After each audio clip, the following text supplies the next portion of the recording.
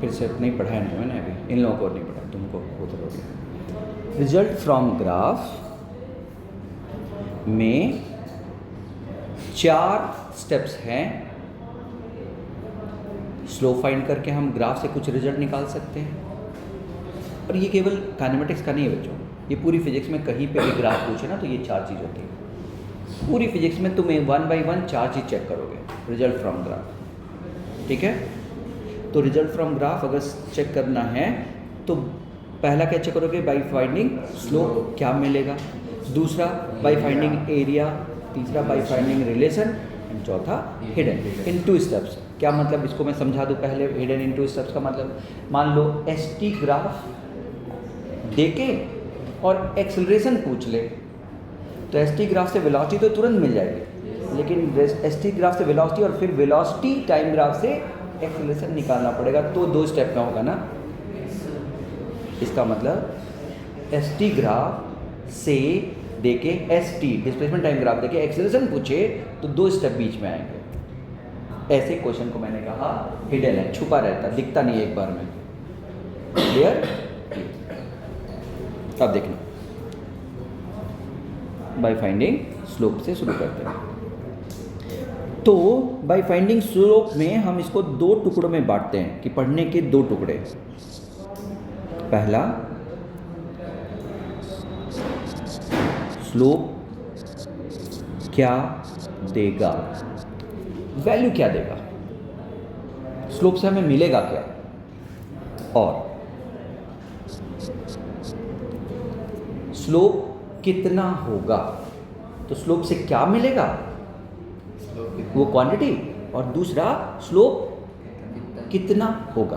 कितना होगा मतलब उस क्वांटिटी की क्या वैल्यू होगी, कम होगी, ज़्यादा होगी, 1 होगी, 2 होगी, क्या होगी, नेगेटिव होगी, पॉजिटिव होगी, यानी एक तरह से वैल्यू ऑफ स्लोप। 2 स्टेप में काम करता है, स्लोप क्या देगा और कितना देगा। सही है। ऐसे ही एरिया में भी 2 काम बनेगा। क्या, एरिया क्या देगा, एरिया से मिलेगा क्या, और दूसरा कितना, यानी एरिया क्या देगा और कितना होगा। जैसे displacement time graph, velocity time graph देके डिस्प्लेसमेंट कितना होगा, तो कितना एक अलग चीज़ है, और क्या वेलोसिटी देगा ये अलग चीज़ है। यानी डिस्प्लेसमेंट वेलोसिटी टाइम ग्राफ में एरिया डिस्प्लेसमेंट देगा, ये रिजल्ट फ्रॉम ग्राफ हो गया, और कितना डिस्प्लेसमेंट होगा वो वैल्यू ऑफ ग्राफ हो गया। सुनाई दिया? तो किसी भी क्वेश्चन में यही 2 स्टेप पढ़ेंगे। ऐसे ही बाय फाइंडिंग रिलेशन, इसमें क्या होगा बच्चों, पहला, जैसे कोई भी रिलेशन हमें मिल जाएगा, y is function of x, भाई एक y पे कर्व है, एक x पे कर्व है, अरे क्वांटिटी है, ग्राफ दिया है, तो y और x में रिलेशन तो मिल ही रहा है, दिख ही रहा है उस ग्राफ से। और दूसरा,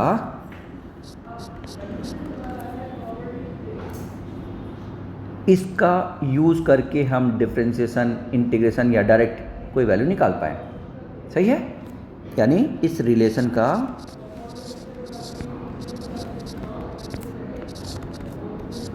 यूज़ करना है टू फाइंड जो भी हमें पूछा गया है। जबकि ये तो मैंने तुम्हें बता ही दिया, ये तो सेम ही है ना पहले दूसरे केस का इन 2 स्टेप्स, तो उसमें कुछ खास नहीं है। सही, जब पहला दूसरा आ जाएगा तो वो तो आ ही जाएगा।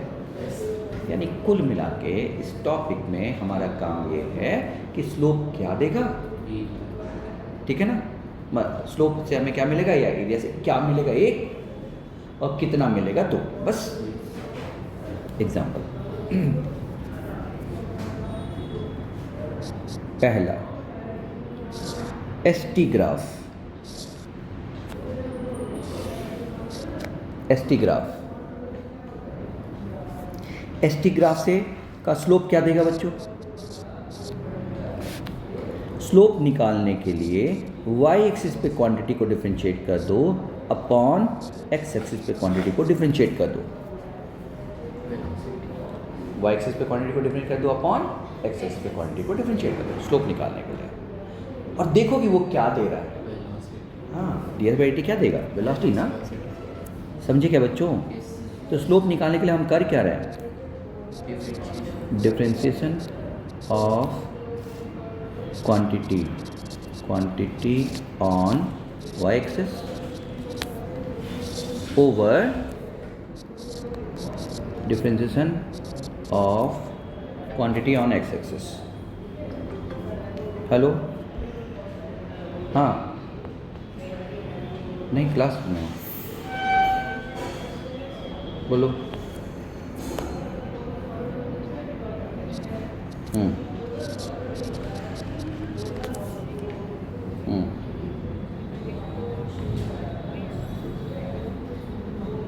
हाँ, क्यों नहीं, अर्थिंग नहीं करोगे तो बॉडी का पार्ट चार्ज, उसी को तो इंडक्शन कहते हैं। अर्थिंग नहीं करेंगे तो चार्जिंग, तो वो तो बाद, उसके आगे के बाद वो तो कंडक्शन हो जाएगा। उसी को तो इंडक्शन, चार्जिंग व इंडक्शन कहते हैं।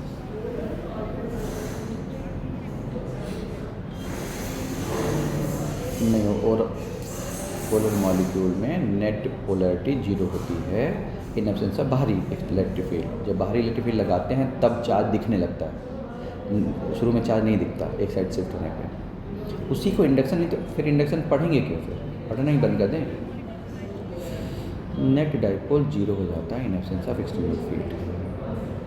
बाहरी फील्ड ना हो, हाँ, ये डाइपोल वेक्टर क्वांटिटी है, नेट 0 हो जाता है इधर उधर सबका वेक्टर सम लेके। तो फिर वो चार्ज तो है ही, उसमें क्या है, एक अगर है तो मॉलिक्यूल, तुम पॉजिटिव नेगेटिव चार्ज नहीं बोलते, नहीं, फिर है तो इंडक्शन पढ़ क्यों रहे हो भाई, तुम छोड़ो उसको।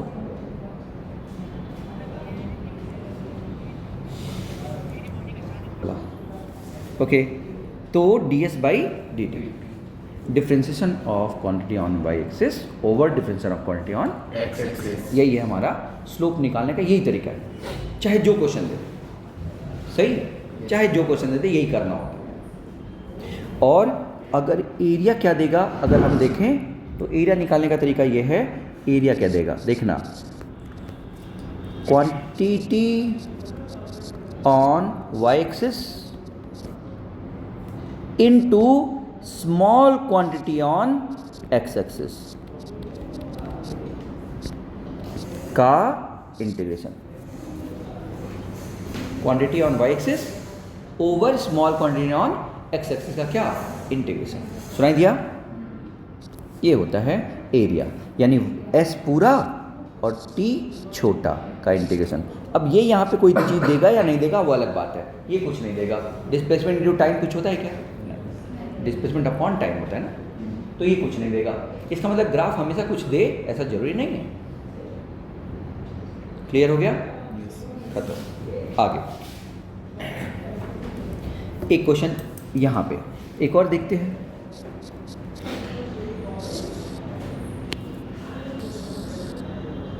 देखो बच्चों, वीएस ग्राफ दिया है, वीएस ग्राफ, चलो बताओ इसका स्लोप क्या होगा, dv बाई, यानी v को डिफरेंशिएट कर दो और s को डिफरेंशिएट कर दो, दोनों का रेशियो निकाल दो।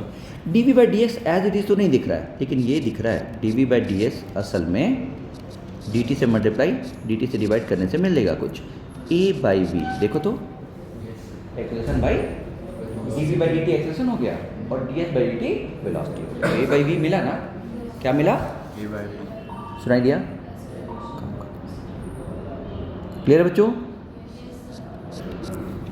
यानी स्लोप ये दे देगा। एरिया क्या देगा, एरिया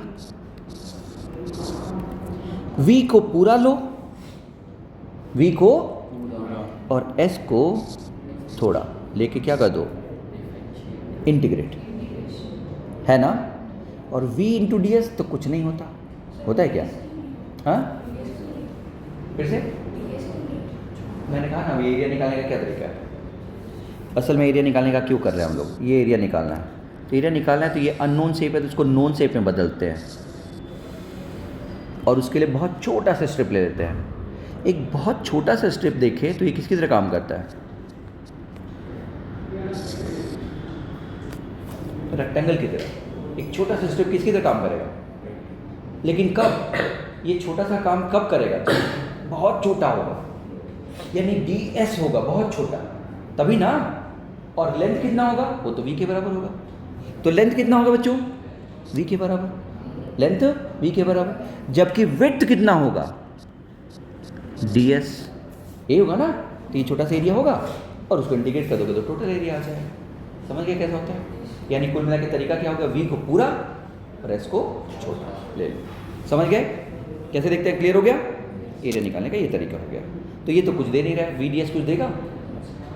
वी डी एस कुछ भी नहीं होता। तुम और चाहो तो ट्राई कर सकते हो। वी डी एस का मतलब थोड़ा सोचो, वी इंटू डी एस, उसको और थोड़ा अरेंज करो। वी मतलब d s by d t into d s, और d s by d t into d s का स्क्वायर बाई डी टी, कुछ नहीं होता। सही? तो ये कुछ होता नहीं है, इसलिए काम खत्म। यानी इस वी एस ग्राफ भी स्लोप देगा, और ये बहुत इंपॉर्टेंट है बच्चों, रिजल्ट ये है। तो इसलिए इसको याद करो, इसको याद करो। यानी स्लोप जो हो गया, ए जो हो गया वो कितना हो गया, वी का वी इंटू स्लोप।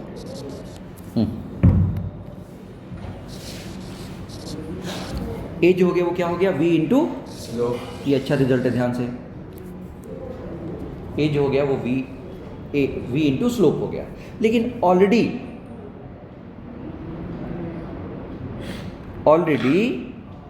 स्लोप क्या समझ गई है?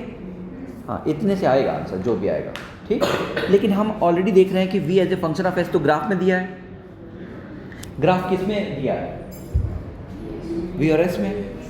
इसका मतलब कि and from graph we can find v in terms of s। Find कर सकते कि नहीं? कैसे? अरे v और s में जब ग्राफ दिया तो v हर v के लिए एक s फाइंड कर सकते हैं ना, या s के लिए v फाइंड कर सकते हैं ना। यानी s और v में रिलेशन फाइंड कर सकते हैं कि नहीं? तो एक तो स्लोप से आया रिजल्ट, और एक हमें डायरेक्ट मिल गया रिलेशन से। दोनों के बीच में रिलेशन से, दोनों से अगर हम v गायब कर दें, ये v उठा के यहाँ रख दें, तो एक इसके टर्म में आ जाएगा, हाँ, इनटू स्लोप के टर्म में आ जाएगा। समझा पाए हो क्या बच्चों? डिफरेंशिएट करो। अब तुम वो बताया ना, अभी तुम्हें तो बताया d v by d s, और d v by d s को डी टी सीमेंट बाई डी से डिवाइड कर दो तो ए बाई वी हो गया। तो ए बाई वी किसके बराबर आया? स्लोप के। ए बाई वी स्लोप के बराबर, तो ए क्या आ गया?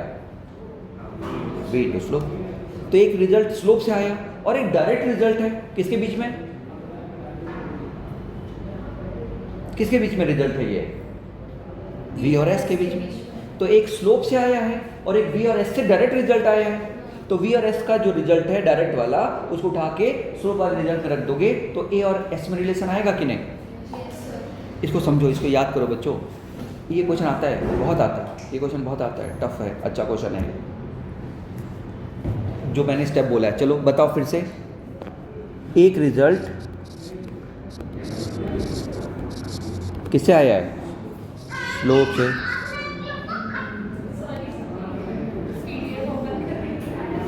चलो, एक रिजल्ट स्लोप से आया,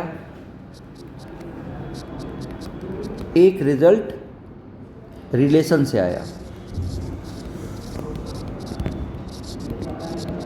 ये क्या आया स्लोप से?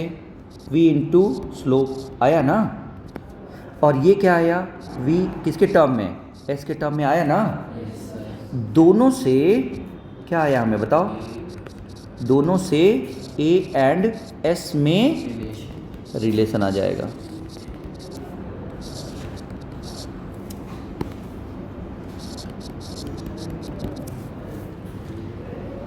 काम खत्म करो। पहला रिजल्ट कहाँ से आया?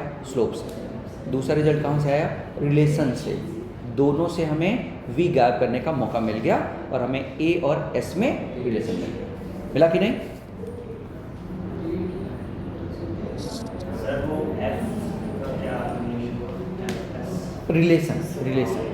रिलेशन ना, वहाँ से जो रिलेशन आएगा, कुछ भी रिलेशन आएगा ना, ए v और s में कुछ रिलेशन आएगा ना, स्ट्रेट लाइन है तो y v इक्वल टू के एक्स टाइप का वो रिलेशन आएगा।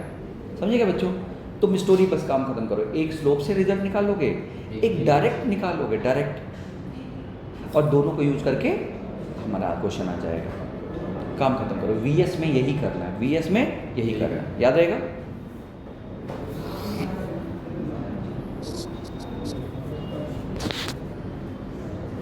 एक क्वेश्चन कर लेते हैं वीएस पे।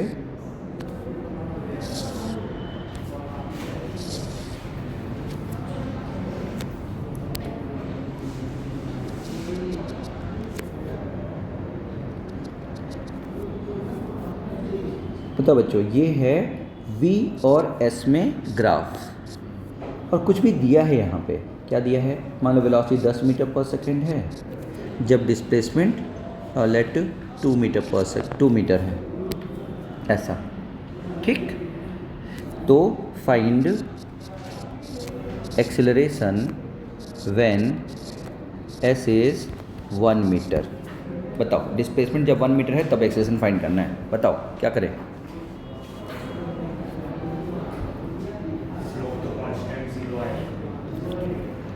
देख लेते हैं। तुम बताओ इसका स्लोप कितना आया। पहले तो एक रिलेशन कहाँ से ले आएंगे? स्लोप से। बोलो बच्चों, स्लोप कितना आया बच्चों बताओ? नहीं, स्ट्रेट लाइन है ना, तो स्लोप स्ट्रेट लाइन का स्लोप डायरेक्ट निकाल दो। ds बाई dt से क्यों करोगे? स्ट्रेट लाइन का स्लोप कैसे निकालते हैं? स्लोप चाहिए ना कर्व का, तो परपेंडिकुलर अपन बेस से आ जाएगा। सही है। तो परपेंडिकुलर कितना है बच्चों? देखो परपेंडिकुलर देखो 10, और बेस कितना है 2, तो स्लोप कितना आया? हाँ 10/2। पक्का ना? ये एक रिजल्ट आ गया।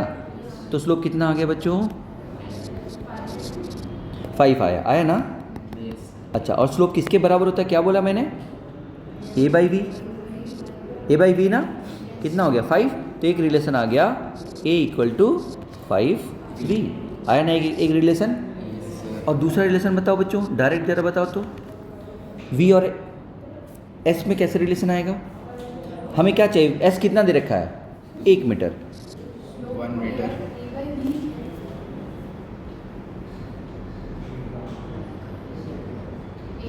पक्का? ये dv/d। पक्का? बोलो बच्चों। Yes sir. तो स्लोप a बाई वी हो गया। आ गया एक। और एक रिलेशन डायरेक्ट निकालना है, तो डायरेक्ट कैसे निकालना है वो देखो। क्या s 1 है ना मीटर?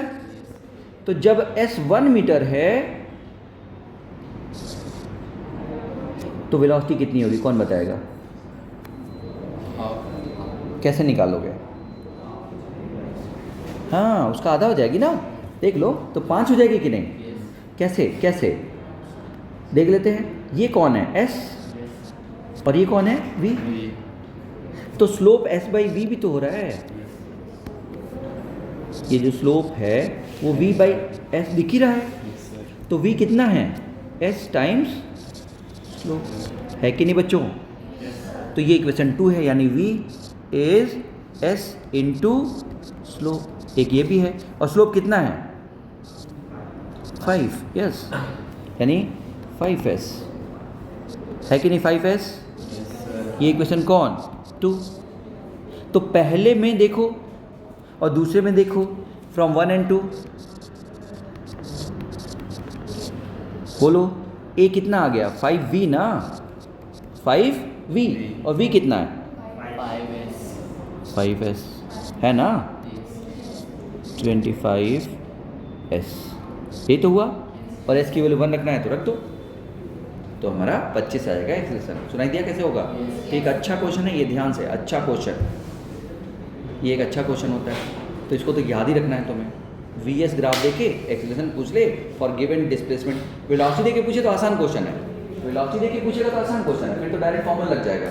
लेकिन डिस्प्लेसमेंट देके पूछेगा तो हमें ये करना पड़ेगा, एक स्टेप बढ़ाना पड़ेगा। समझ गए?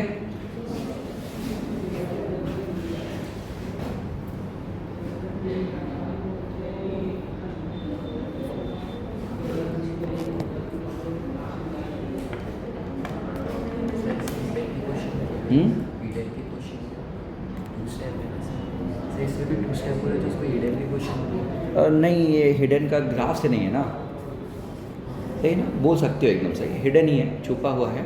ऐसे क्वेश्चन ही पहचान करते हैं जब एक बार में नहीं दिखते, लगता है कि एक स्टेप करके फिर दोबारा स्टेप, है ना? तो जरा एक बार और सुनो बच्चों, क्या ध्यान रखने वाली बात है? For straight line, straight line के लिए क्या होगा? dv by ds will be equal to v by s। ये वाली चीज़ जो तुम कंफ्यूज रहते हो उसको लिख दिया मैंने, है ना? स्ट्रेट लाइन में dv बाई ds को v बाई s लिख सकते हो, है ना? क्लियर हो गया बच्चों? एक तो ये स्लोप से कैसे रिजल्ट निकलते हैं वो हो गया। अगला देखो, अगला देखो, वी स्क्वायर और एस के बीच में ग्राफ खींचो तो अब बताओ इसको स्लोप क्या देगा?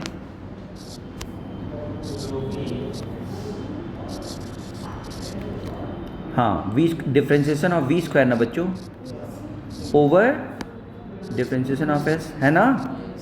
तो वी स्क्वायर का डिफरेंशिएशन बताओ, टी वी बाई, बहुत बढ़िया। अभी तो ये नहीं दिख रहा है कुछ खास, थोड़ा और दिमाग लगाओ तो कुछ खास नहीं दिख रहा है, मतलब कुछ अजीब दिख रहा है अभी तो। लेकिन ऐसे में हम क्या करते हैं, थोड़ा दिमाग लगा लेते हैं, dt से मल्टीप्लाई कर दो, dt से डिवाइड कर दो। ये कौन है बच्चों? ये वाला, ये है एक्सेलरेशन, और ये कौन है? वेलोसिटी। यानी ये आया, कितना आया? 2va अपॉन v, v से v 2a, यानी यहाँ पे स्लोप क्या देगा? 2a। देखो कितना ज़बरदस्त क्वेश्चन, स्लोप देके फट से एक्सेलरेशन पूछ देगा, तुम स्लोप निकाल के बाई 2 कर दोगे। बहुत ही बढ़िया क्वेश्चन है ये, छोटे लेवल के लिए, मतलब मेंस लेवल, नीट लेवल के लिए।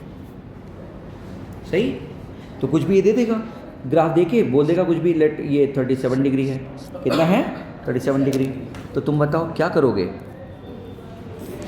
एक्सेलरेशन जो होगा वो स्लोप अपॉन 2 होगा, होगा कि नहीं? और स्लोप कितना है? 1037 है कि नहीं बच्चों? अपॉन 2, और 1037 कितना होता है? 3/4, 3/4 होता है ना 1037, 3/5। एक ट्रायंगल एज्यूम करो, नहीं गिवन होगी, कितना आना चाहिए तुम लोगों को? 3, 4, 5, तो 3 के सामने वाला 37 और ये 53 होगा। हाँ, तो 3 कितना आएगा? 1037। ये राइट एंगल, ये ट्रायंगल एज्यूम कर, ध्यान दो इसको, कैसा है? पाइथागोरियन ट्रिपलेट है ना ये, 3, 4, 5 पाइथागोरियन ट्रिपलेट, और इसका एंगल 37 एंड 53 होता है, रटना पड़ेगा इसको, राइट एंगल ट्रायंगल है, ओके। तो 1037 कितना हो गया बच्चों? 3/4 हो गया ना, और 2 तो ऑलरेडी था पहले, तो आंसर आया 3/8। एक्सेलरेशन ये आ गया। कुछ समझ में आया क्या? तो ये दूसरा, ऐसे ही कोई भी क्वेश्चन ग्राफ से आएगा तो तुम्हें क्या करना है, क्लियर हुआ? तो ये रिजल्ट फ्रॉम ग्राफ है, क्या है ये? ग्राफ से रिजल्ट है, ठीक है। आगे बढ़े, आगे बढ़े।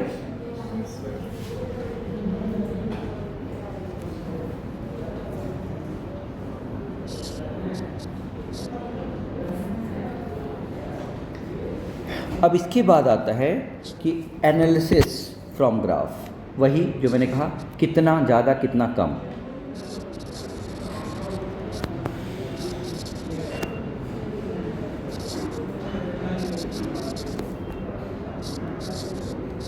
Bye slope. तो अब हम एनालिसिस कर रहे हैं ग्राफ की, और वो कैसा हो सकता है? छोटा छोटा पॉइंट, पहला पॉइंट,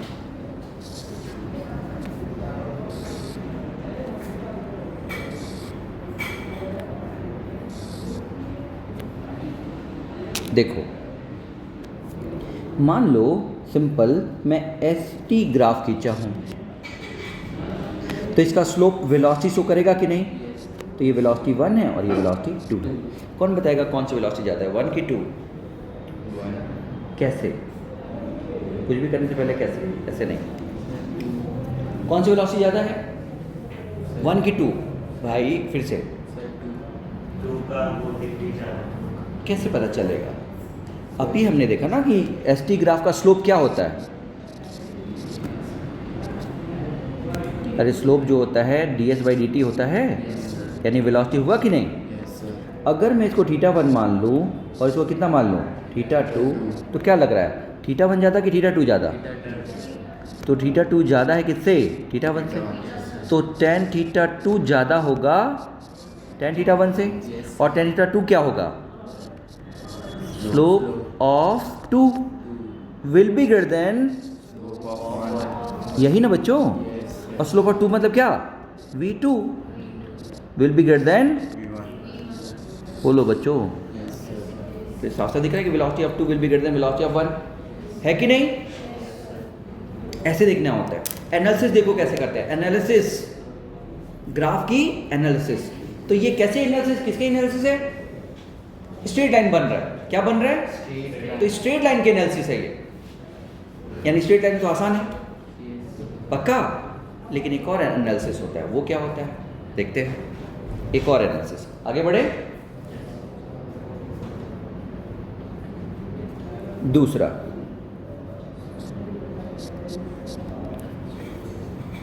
एक और एनालिसिस करते हैं। स्ट्रेट लाइन में क्या ध्यान देने वाली बात है, किसी एक जगह का स्लोप पूरे कर्व के स्लोप के बराबर होता है, यानी स्ट्रेट लाइन के स्लोप के बराबर होता है ना। लेकिन किसी कर्व पे ऐसा नहीं होगा बच्चों। क्या मतलब है, देखो तो।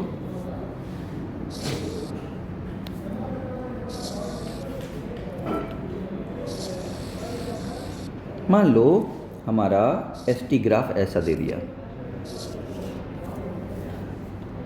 अब तुम अलग अलग जगह पे आओ। ओके, वहां पे स्लोप समझ में आता है, स्ट्रेट लाइन का स्लोप में तो कोई दिक्कत है नहीं। दिक्कत कहाँ होती है, देखो अगर ऐसा कर्व हो गया, अब स्लोप कैसे देखोगे? तो हमने अभी भी कहा स्लोप होता क्या है, यहाँ पे ds/dt होगा कि नहीं? और क्या तुम्हें नहीं लगता ds/dt असल में स्लोप ऑफ टेंजेंट होता है? मैंने बोला था किसी दिन, हाँ, 2 पॉइंट लेता है तो कॉर्ड होता है, 2 पॉइंट होता है तो उसको मिलाने वाला लाइन क्या कहलाता है? कॉर्ड। और एक ही पॉइंट पे क्या होता है? टेंजेंट। शुरू में बताया था डिफरेंशियल में। इसका मतलब बच्चों कि अगर मैं यहाँ पे अगर स्लोप निकालने की कोशिश करूँ तो वहाँ पे स्लोप निकालने के मैं क्या खींचूंगा? एक टेंजेंट। यहाँ पे भी एक टेंजेंट, ऐसा खींचना पड़ेगा। और टेंजेंट का स्लोप देख के मुझे बताना पड़ेगा कि स्लोप कम है कि ज़्यादा। तो बताओ, ये 1 है, ये 2 है, ये 3 है और ये 4 है।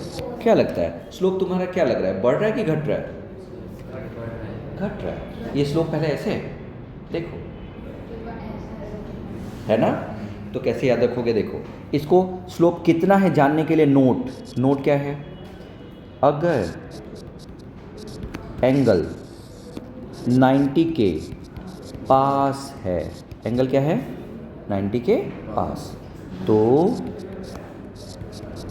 स्लोप ज़्यादा होगा, चाहे वो 91 है या 89, 92 है या 88, दोनों ही तरीके से। समझ गए? बस 90 से बड़ा होगा तो नेगेटिव में आ जाएगा वैल्यू, और छोटा होगा तो बस। समझ गए? तो 2 चीज़ बस खत्म, इतना ही पढ़ना है इसमें, इतना ही पढ़ना है। यानी अगर कर्व है तो स्लोप देखने के लिए टेंजेंट देखना होता है। क्या देखना होता है? टेंजेंट। हाँ, तो फॉर कर्व स्लोप देखने के लिए टेंजेंट का स्लोप देखो, टेंजेंट का स्लोप देखो, यही ना? और दूसरा 90 के पास ज़्यादा, दूर जाने पर कम, यानी एंगल 90 के पास है तो ज़्यादा, दूर जाने पे कम। दूसरा और तीसरा पॉइंट, 90 से बड़ा अगर थीटा है तो नेगेटिव स्लोप,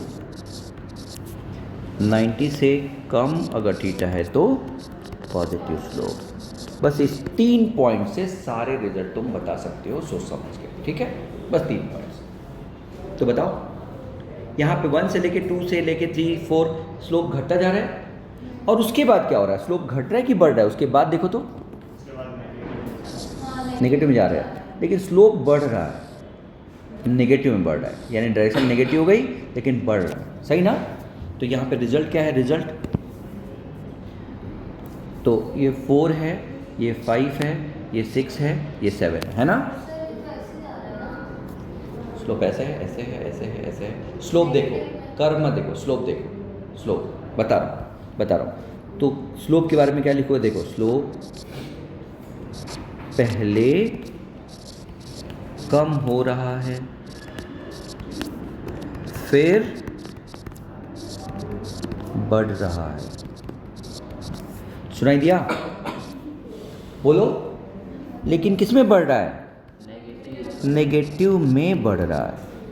इसका मतलब वैल्यू कम नहीं हो रही, वैल्यू बढ़ रही है बट डायरेक्शन बदल गई है, ऐसा कुछ सुनाई दिया। Yes, sir. तो यहाँ पे साफ साफ दिख रहा है कि स्लोप पहले कम हो रहा है और फिर बढ़ रहा है। पहले कम होके पहले पॉजिटिव स्लोप है, तो ऐसा लिख दे क्या, रुको ऐसा लिख दे क्या, देखो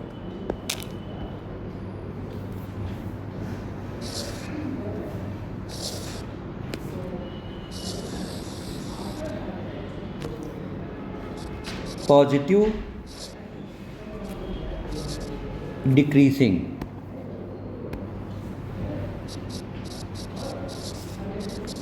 है ना, ऐसे जाने पे पॉजिटिव एंड डिक्रीजिंग, और ऐसे जाने पे हाँ नेगेटिव इंक्रीजिंग स्लोप, है ना, नेगेटिव इंक्रीजिंग स्लोप।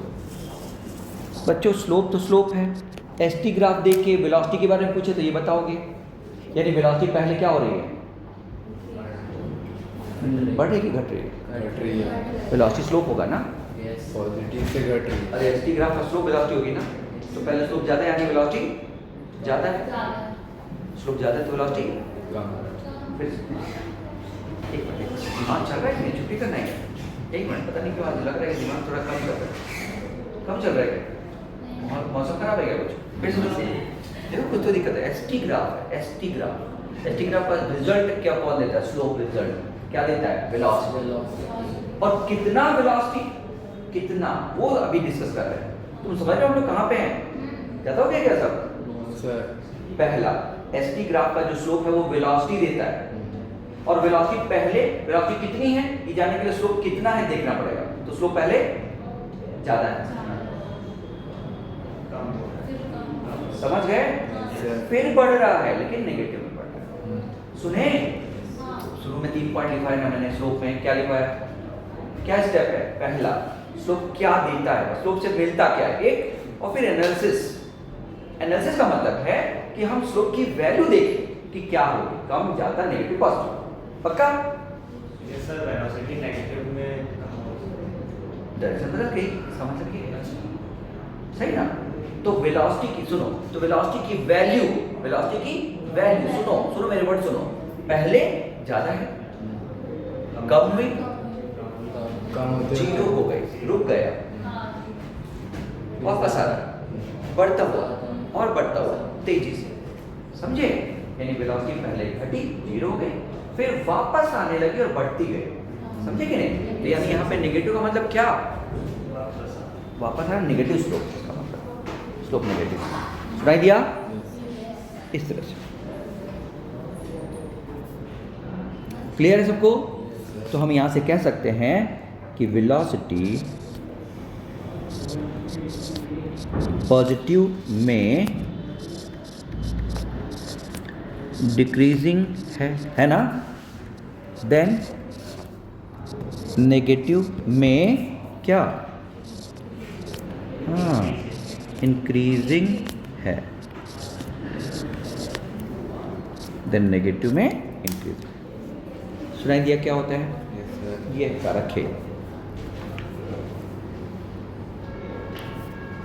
तो ये एनालिसिस चल रही थी हमारी, कर लोगे स्लोप की एनालिसिस।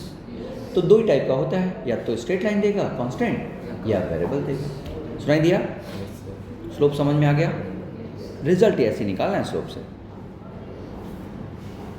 दूसरा है एरिया, तो रिजल्ट फ्रॉम एरिया। Area.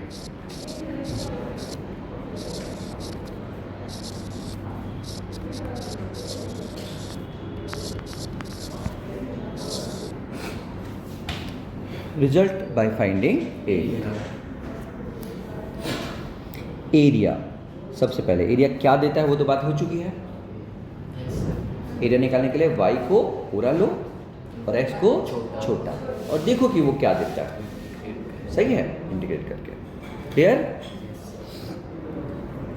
अब एरिया का मतलब क्या हुआ, इसका मतलब देखो क्वेश्चन कैसा बनता है, ऐसा बोलेगा वेलोसिटी वेलोसिटी टाइम, ग्राफ देके सर तो इसमें एस टी का ग्राफ नहीं लगेगा। डिस्प्लेसमेंट टाइम ग्राफ बनाओ। Draw displacement time graph. क्या दिया है? Velocity time. क्या ड्रॉ करने के लिए बोल रहे हैं? Displacement time. सुनाई दिया?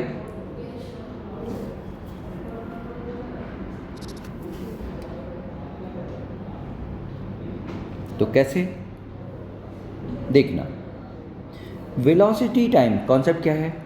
वी टी ग्राफ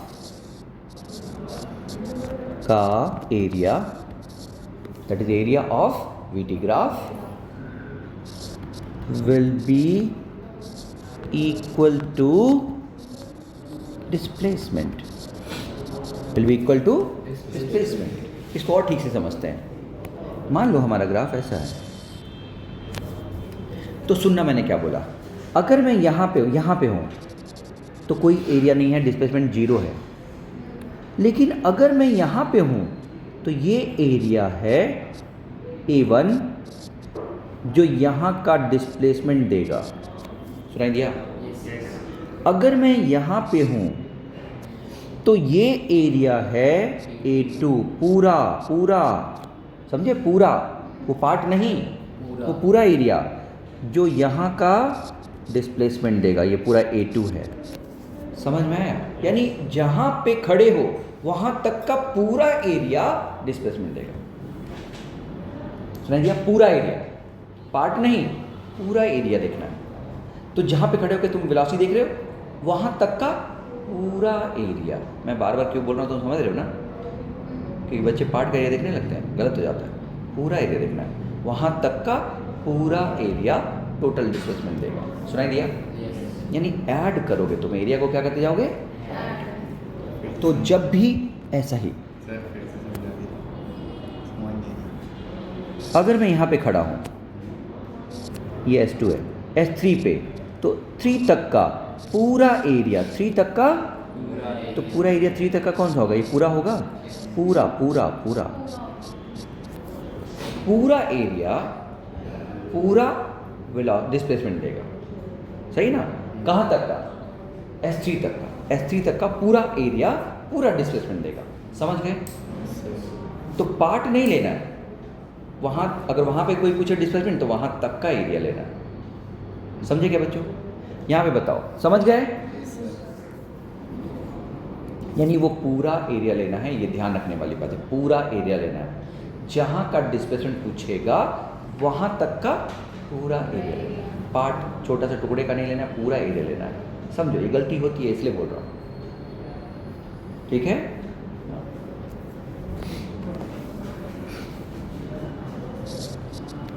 बताओ तो जरा,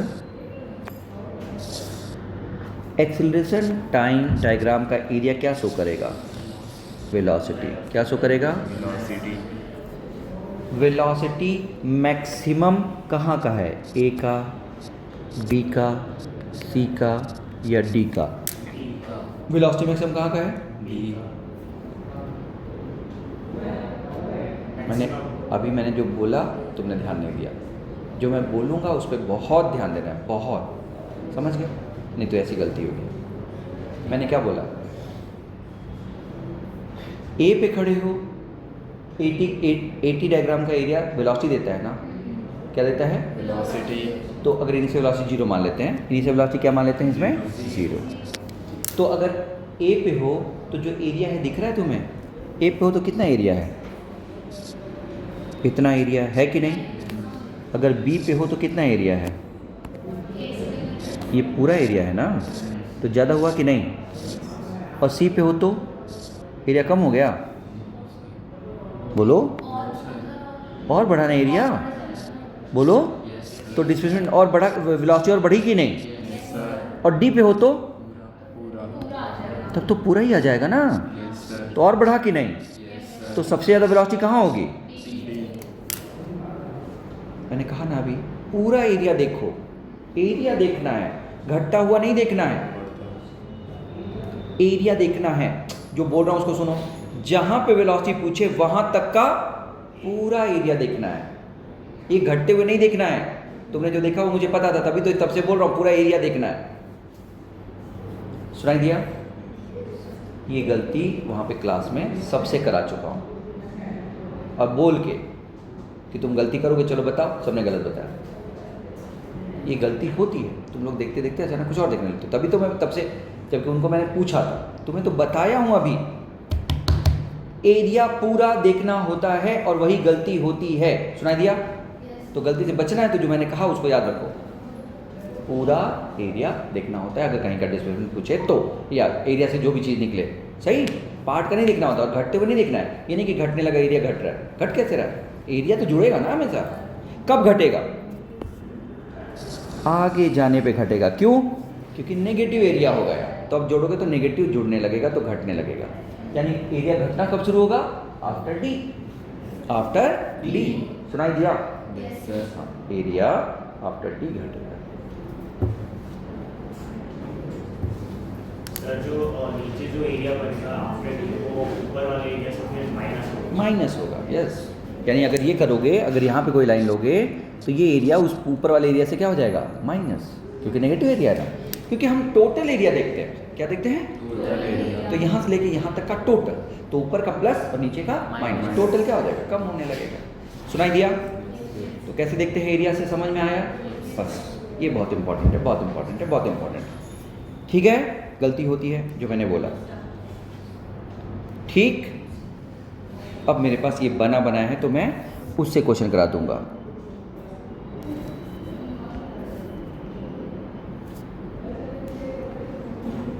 ये देखो पहला क्वेश्चन, देखो ये पहला, ये क्वांटिटी देख लो, y और x के बीच में ग्राफ कैसा खींचा है? y कितना है? 0 है। तो ये अगर y 0 है तो एरिया क्या होगा? एरिया मतलब जो भी एरिया से मिलने वाली क्वांटिटी है वो जितनी पहले होगी उतनी ही रहेगी, ऐसे समझो। 0 जरूरी नहीं। मान लो वेलोसिटी टाइम ग्राफ होता, मान लो ये क्या ग्राफ होता, वेलोसिटी टाइम, और एरिया 0 है, तो एरिया अगर 0 है इसका मतलब वेलोसिटी बढ़ी नहीं, जितनी पहले थी उतनी ही। और पहले अगर 5 मीटर पर सेकंड तो 5 रही, 6 मीटर पर सेकंड तो 6 रही। यानी ये देखो ग्राफ कैसा बन रहा है, जैसा पहले था वैसा ही रहा। समझो, दिख रहा है क्या बच्चों? अच्छा इंपॉर्टेंट पॉइंट है, तुम समझ रहे हो चीज़ों को, है ना? फिर से सुनो, यहाँ पे एरिया क्या है? यहाँ पे 0, यहाँ पे एरिया 0 है ना, ये एरिया क्या है? 0 है। तो एरिया 0 होने का मतलब क्या है? चेंज नहीं हुआ, जो पहले था वही रहा। यानी अगर ये वेलोसिटी टाइम ग्राफ है तो एरिया क्या देगा? यहाँ का एरिया चेंज इन वेलोसिटी क्या देगा? और इनिशियल वेलोसिटी u में ये चेंज इन वेलोसिटी जोड़ोगे तब जाके फाइनल वेलोसिटी मिलेगा। क्या मिलेगा? तो इनिशियल जितना है उतना ही रहेगा ना, क्योंकि एरिया तो चेंज ही नहीं हुआ। बोलो, इसका मतलब ये जितना पहले रहेगा उतना ही हमेशा रहेगा। दिख रहा है ये ग्राफ का क्यों बन रहा है? इसका मतलब ये एरिया, ये देखो ग्राफ 0 है तो चेंज नहीं होगा, जो पहले है वही रहेगा। अगर पहले 0 है तो 0 रहेगा, पहले 1 है तो 1 रहेगा, पहले 2 है तो 2 रहेगा, जो है वही रहेगा। सुनाई दिया? कांस्टेंट रहेगा। ठीक है बच्चों, ये देखो हमारा एक्सिस ये है, एक्सिस ये है, ये एक्सिस है, और हमारी वैल्यू क्या है? कांस्टेंट। वैल्यू क्या है? कांस्टेंट। तो पहले वाली में ये कांस्टेंट की जो वैल्यू है वो जुड़ती जाएगी। ये पहला ये जुड़ेगा एरिया T1 पे, जुड़ेगा कि नहीं? T2 पे क्या जुड़ेगा? ये और जुड़ जाएगा। T3 पे क्या जुड़ेगा? इतना और जुड़ जाएगा। तो हर बार इक्वल अमाउंट जुड़ रहा है ना, और जब हर बार इक्वल अमाउंट जुड़ेगा तो हमेशा स्ट्रेट लाइन आएगा। क्या बनेगा? Straight line. कभी भी हर बार अगर इक्वल अमाउंट जुड़ता है तो क्या बनेगा? Straight line. Straight line. क्या हुआ? तो जब भी 0 क्वांटिटी है तो जैसा है वैसा रहेगा, जब भी कांस्टेंट क्वांटिटी है तो ये देखो कैसे बनेगा? Straight line. समझे क्या? अब मतलब इनिशियल वैल्यू, जो भी यहाँ पे इनिशियल वैल्यू है, देखो अगर यहाँ पे इनिशियल वैल्यू तुम्हारी कुछ भी है, A0 A0 तो A0 में जुड़ेगा, यहाँ पे A0 है A0 में जुड़ेगा, A1 तो A1 में जुड़ेगा, जो भी वैल्यू उसमें वो एडिशनल जुड़ता जाएगा। सुनाई दिया? यानी इनिशियल भी ध्यान रखने वाली बात है और जोड़ने की बात है। ध्यान रहे, जब इक्वल टाइम में इक्वल जुड़ता है, जितना ये है उतना ये है उतना ये है उतना ही, अब इक्वल टाइम में इक्वल अमाउंट जुड़ रहा है तो हमेशा स्ट्रेट लाइन बनता है। क्या बनता है? Straight line. अब यहाँ बताओ, बोलो, जो मैंने बोला उसको रिपीट करो। हाँ, इक्वल टाइम में जो जुड़ रहा है वो बढ़ता जा रहा है कि नहीं? यानी पहले कम जुड़ेगा, फिर ज्यादा जुड़ेगा, फिर और ज्यादा जुड़ेगा, फिर और ज्यादा जुड़ेगा, यानी इंक्रीज तेजी से होगा। तो पहले धीरे इंक्रीज होगा, फिर तेजी से इंक्रीज होगा कि नहीं? ऐसे समझा पा रहा हूं? पक्का? वो लोग अभी ना गाना गा के सुनाएंगे चैप्टर का, उनको बुलाओ, बगल वाले जो पढ़ा रहा हूँ उनका गाना सुनना है आज। दो लोग यहाँ पे खड़े होकर गाना गाएंगे। मैं क्या सिखा रहा हूँ बताओ? एरिया में ये सिखा रहा हूँ। पहला, एरिया देता क्या है वो एक लाइन में खत्म कि वाई पूरा लो, एक्स छोटा लो, इंटीग्रेट कर दो। और दूसरा, एरिया निकालने के लिए मैंने तुम्हें क्या कहा, एरिया देखो। बच्चे क्या देखने लगते हैं? कर्व का मूवमेंट देखने लगते हैं कि यहाँ पे कम हो रहा है, ये मैक्सिमम है तो मैक्सिमम हो गया। क्या देखने लगते हैं अचानक? कर्व का मूवमेंट नहीं देखना है। क्या देखना है? एरिया देखना है। इसलिए मैंने पूरा फोकस किया इस पे कि x1 पूछे तो वहाँ तक का एरिया देखो, x2 पूछे तो वहाँ तक का एरिया देखो, जहाँ का भी पूछे वहाँ का एरिया देखना है, मूवमेंट नहीं। लेकिन हमारे दिमाग में ये रहता है, मूवमेंट हो जाता है, अचानक देखते देखते एरिया की बजाय मूवमेंट देख लेता है बच्चा। सही है? तो क्या देखना है? एरिया देखना है, बस। क्लियर? और एरिया नेचुरल है, पॉजिटिव है तो बढ़ता ही जाएगा। घटेगा कब?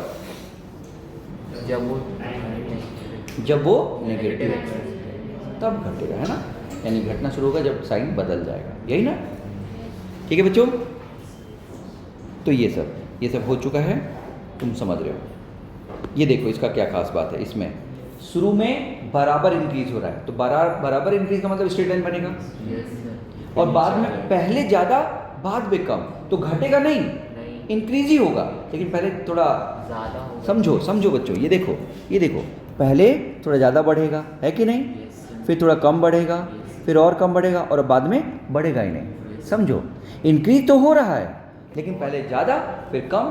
अब बच्चे क्या करते हैं, देख के उससे घटा देते हैं वहाँ पे। मतलब बच्चे इस ग्राफ को जब देता हूँ तो ऐसे बना देते हैं, यहाँ तक बढ़ाते हैं, उसके बाद ये घट रहा है तो वो भी घटना देख लेते हैं।